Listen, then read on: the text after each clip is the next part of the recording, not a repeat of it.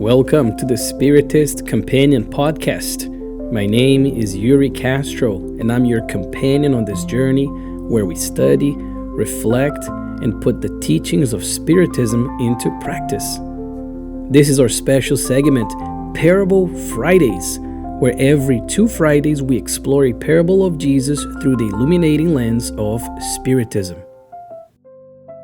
And today we're going to study one of the most profound, perhaps most symbolic parables told by Jesus in the Gospel of Matthew. This is chapter 22, the parable of the wedding feast, also known as the marriage banquet. We'll see how this is a story about invitation, preparation, and above all, our spiritual responsibility before the opportunity that life offers us. I'm going to read the parable here. It's a bit long, so bear with me. Jesus said, "The kingdom of heaven is like a king who prepared a wedding banquet for his son. He sent his servants to those who had been invited to the banquet to tell them to come, but they refused to come. Then he sent some more servants and said, 'Tell those who have been invited that I have prepared my dinner. My oxen and fattened cattle have been butchered, and everything is ready. Come to the wedding banquet.' But they paid no attention and went off, one to his field, another to his business. The rest seized his servants, mistreated them, and killed them. The king was enraged. He sent his army and destroyed those murderers and burned their city. Then he said to his servants, 'The wedding banquet is ready, but those I invited did not deserve to come. So go to the street corners and invite to the banquet anyone you find.' So the servants went out into the streets and gathered all the people they could find, the bad as well as the good, and the wedding hall was filled with guests. But when the king came in to see the guests, he noticed a man was not wearing wedding clothes. He asked, 'How did you get in here without wedding clothes, friend?' The man was speechless. Then the king told the attendants, 'Tie him hand and foot and throw him outside into the darkness, where there will be weeping and gnashing of teeth. For many are invited, but few are chosen.'" And we have to look at the symbolic and spiritual meaning of this invitation, because on a symbolic level here, my dear friends, the king represents God. The banquet is this divine law, and the wedding itself symbolizes the union of the soul with goodness, with truth, and with the inner Christ.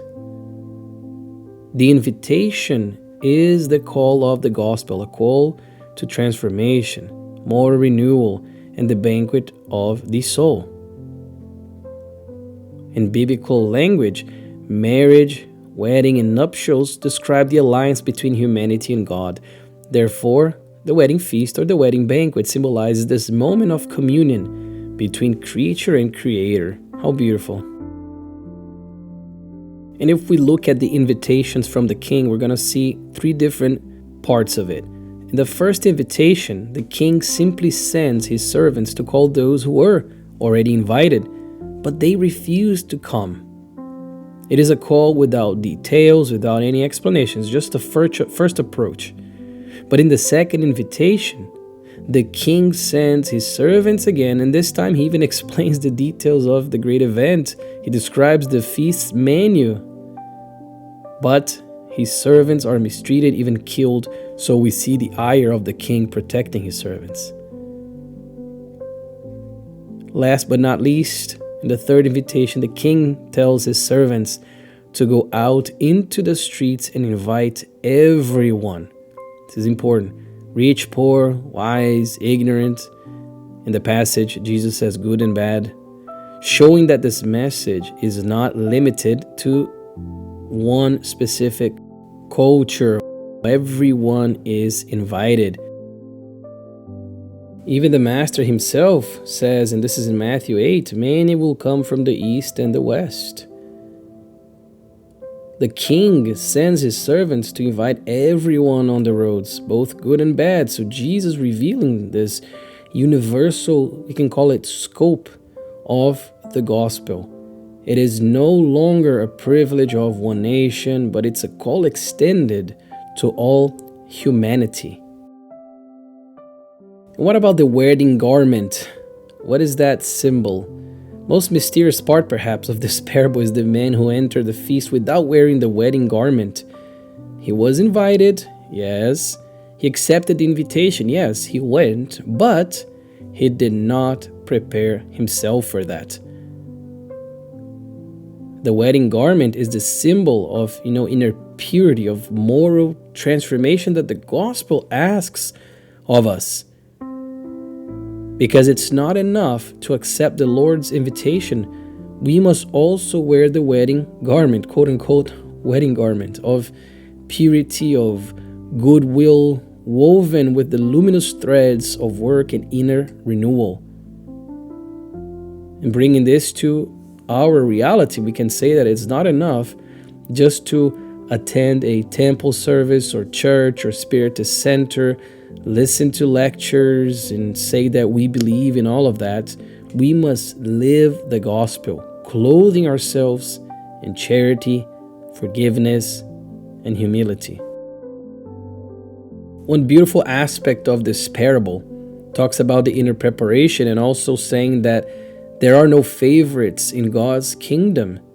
All are called. Few become chosen because few prepare themselves.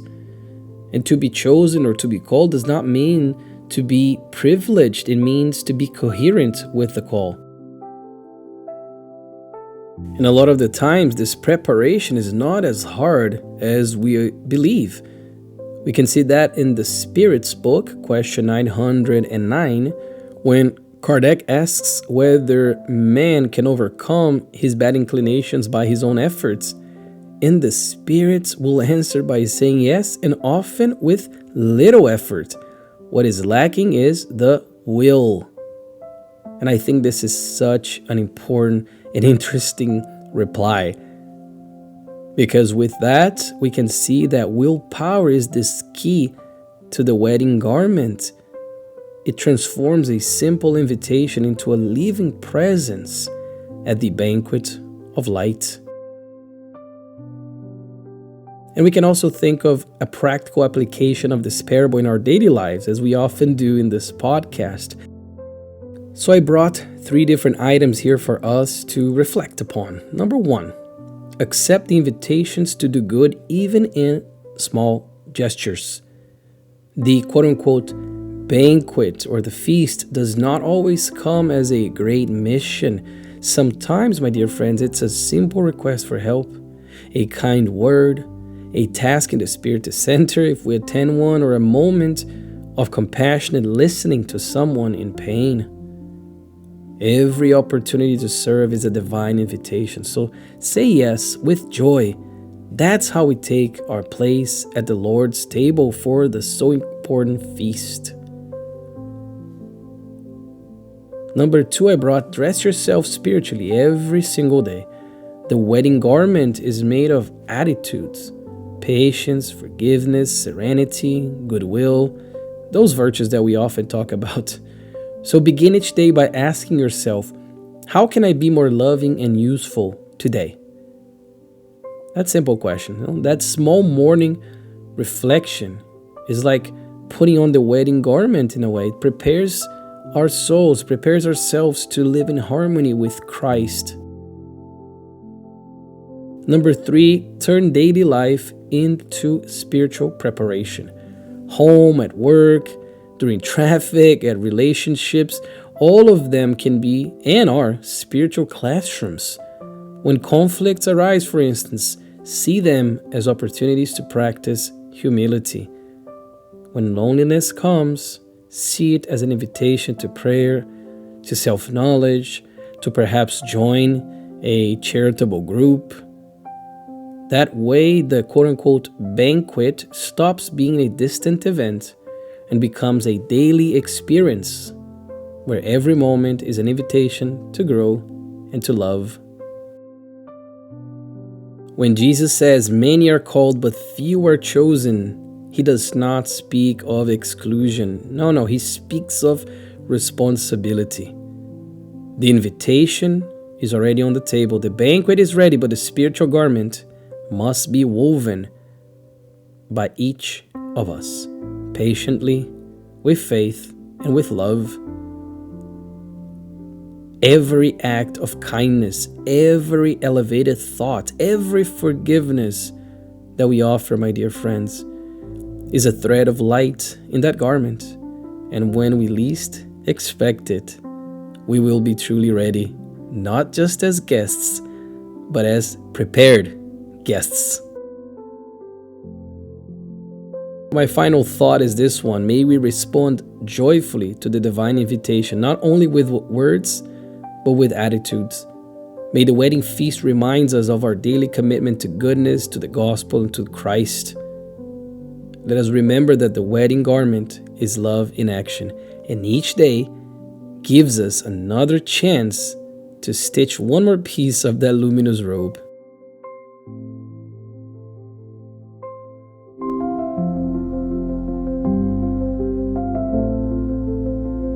And just like that, we reach the end of another Parable Fridays. Thank you so much for joining me, and I truly hope that this was helpful in some way. And if it was helpful, please share it with someone else as well, so we can spread the seeds of light together. May Jesus bless us all and guide our hearts as we prepare for the great banquet of the Spirit.